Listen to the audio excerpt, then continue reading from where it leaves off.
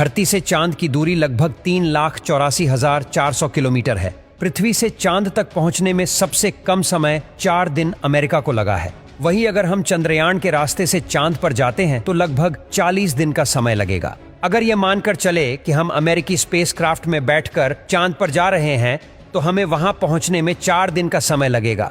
4 दिन बाद हम चांद की जमीन पर होंगे। चांद की जमीन पर उतरने के बाद जो हमें सबसे पहले दिखेगा वो है चांद की जमीन। आपको चांद की जमीन उबड़ खाबड़ नजर आएगी। चांद की जमीन पर हर तरफ आपको बड़े बड़े गड्ढे दिखाई देंगे। जब आप चांद की जमीन पर खड़े होकर ऊपर की ओर देखेंगे तो आपको हमारा खूबसूरत ग्रह पृथ्वी नजर आएगा, जिसमें आपको पृथ्वी साफ साफ अपने अक्ष पर घूर्णन करती हुई नजर आएगी, लेकिन आसमान में हमेशा उसकी स्थिरता बनाए रखेगी। अर्थात चांद पर खड़े होकर पृथ्वी को कई वर्षों से अगर हम निहारते रहे तो वह अपनी जगह से टस से मस नहीं होगी।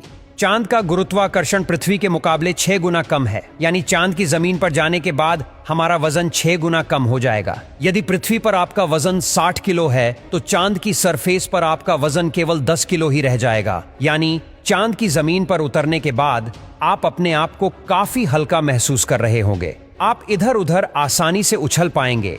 इसी कारण नील आर्मस्ट्रांग जब चांद पर चल रहे थे तब उछल उछल कर चल रहे थे, क्योंकि चांद पर पृथ्वी की तरह चल पाना संभव नहीं है। चांद की सतह पर नील आर्मस्ट्रांग और उनके साथियों के कदमों के निशान आज भी मौजूद है, क्योंकि वहां पर हवा न होने की वजह से वह निशान मिटा नहीं है। फिर थोड़ा चलने के बाद जब आप चांद पर इधर उधर देखोगे तो आपको बहुत सारा कचरा पेपर, बहुत सारे क्षतिग्रस्त सैटेलाइट और बैग्जा मिलेंगे। ये सारा कचरा हम इंसान ने ही फैलाया है। ये कचरा इतना ज्यादा है कि 5 ट्रक भर सकते हैं। चांद पर कचरा और ये पेपर अंतरिक्ष यात्रियों ने फेंके थे, जिसमें उनकी मानव मूत्र और उल्टियां है। अब आप चांद की जमीन पर खड़े हैं तो आपको सबसे ज्यादा खतरा आसमानी मौत का है। चांद का गुरुत्वाकर्षण कम होने की वजह से इसके पास कोई भी वायुमंडल मौजूद नहीं है।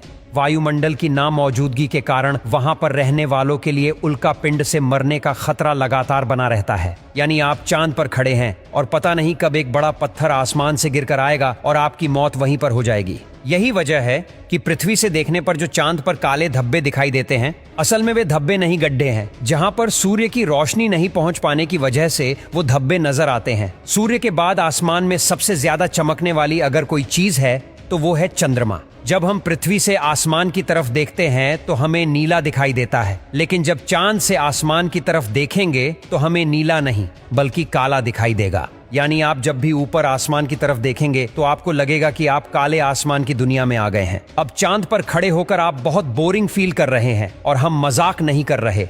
अमेरिकी अंतरिक्ष एजेंसी नासा ने वर्ल्ड रिकॉर्ड में अपना नाम दर्ज करवाते हुए चांद पर वाईफाई की सुविधा उपलब्ध करा दी है, जो कि 3 MBPS तक इंटरनेट स्पीड देता है। यानी आप आराम से चांद पर इंटरनेट चलाकर अपना एंटरटेनमेंट कर सकते हैं। अब आपका मन कर रहा है इंटरनेट तो बहुत हुआ, अब चांद से मैं पृथ्वी पर अपने घर फोन करके बात करता हूँ। आपने फोन मिलाया, फोन लग भी गया, लेकिन ये क्या आप बोल रहे हैं? लेकिन आपकी आवाज मुंह से बाहर नहीं आ रही है। जी हाँ, ये सच है। चांद पर आप कितना भी जोर से चिल्ला लें, आपकी आवाज मुंह से बाहर नहीं आएगी। धरती पर वायु की हमेशा हर जगह उपस्थिति रहती है, लेकिन चंद्रमा का अपना कोई वायुमंडल नहीं है, इसलिए वहां पर ध्वनि तरंगों का संचरण सामान्य रूप से संभव नहीं है। यदि आप चंद्रमा पर किसी को पुकार कर बुलाना चाहेंगे तो उस तक आपकी आवाज नहीं पहुंच पाएगी।